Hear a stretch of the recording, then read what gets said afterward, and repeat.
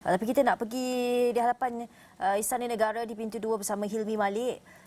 Hilmi mungkin boleh beri perkabaran baru di Istana Negara. Kita tahu lebih kurang berapa jam lagi? 2 jam lagi nak ke 10.30 pagi itu. Mungkin bagaimana keadaannya di sana, Hilmi?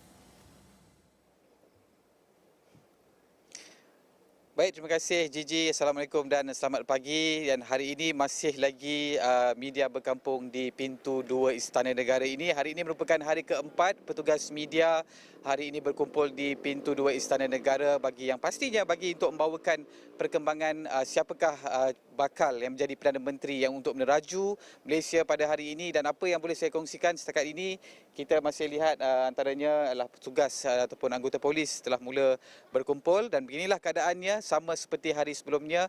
Dan apa yang penting hari ini adalah pergerakan yang bakal kita saksikan, di mana difahamkan semalam titah yang di-Pertuan Agong di mana telah pun menitahkan 30 ahli BN untuk hadir ke Istana Negara bagi menghadap untuk mengemukakan apa yang bakal mungkin yang dipersetujui oleh kesemua 30 ahli BN ini, dan itu yang akan menjadi fokus pada hari ini untuk kita melihat apa perkembangan yang akan dibawakan.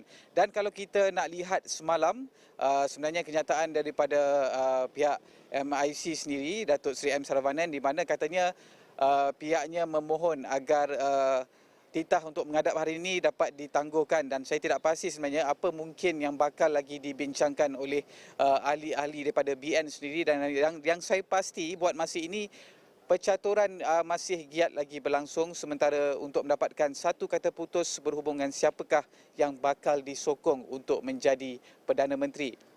Dan sebenarnya apa yang boleh saya katakan, situasi yang dapat kita lihat ini pastinya rakyat Malaysia khususnya masih lagi ternanti-nanti, masih lagi tertunggu-tunggu siapakah yang bakal diumumkan secara rasmi untuk meneraju negara ini. Kita dapat lihat sebelum ini keputusan telah pun dikeluar.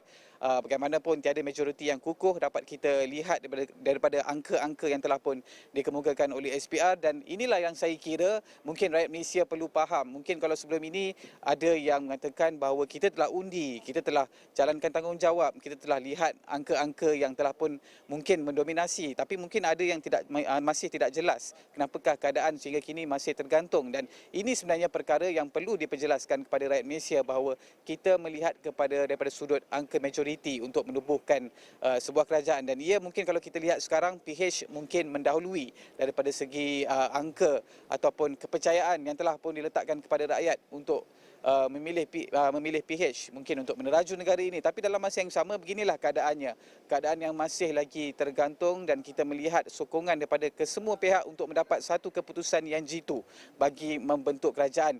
Dan kita sekarang ini masih lagi menantikan apakah mungkin bakal berlaku pergerakan atau mungkin lagi situasi ataupun pergerakan seperti dahulu di mana ahli-ahli BN yang hadir menaiki bas, mungkin perkara ini bakal berulang pada hari ini. Ini yang kita tidak tahu, mungkin masih lagi menjadi teka-teki, dan kita juga perlu menunggu daripada pihak Istana Negara adakah permohonan untuk menangguhkan lagi titah menghadap itu bakal diperkenan oleh Yang di-Pertuan Agong ataupun bagaimana, adakah diterima ataupun tidak. Inilah yang bakal kami bawakan pada hari ini, pergerakan-pergerakan penting di hadapan pintu 2 Istana Negara, dan saya kira juga petugas media buat masa ini masih ada lagi yang baru saja tiba untuk membawakan perkembangan. Kalau dapat juru kamera saya Rizal Rahim boleh pan sedikit untuk kita bawakan situasi semasa di pintu 2 Istana Negara, dan anda dapat lihat juga inilah keadaan mana kemah-kemah yang telah pun disediakan buat kami petugas media untuk menunggu.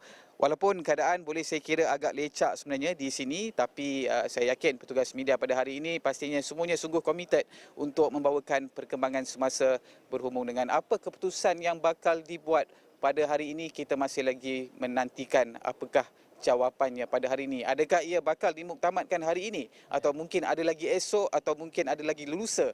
Itu yang akan masih menjadi tanda tanya pihak petugas media dan khususnya rakyat Malaysia yang telah pun menunggu dan tertanya menantikan siapakah sebenarnya yang bakal meneraju negara ini. Gigi? Ya.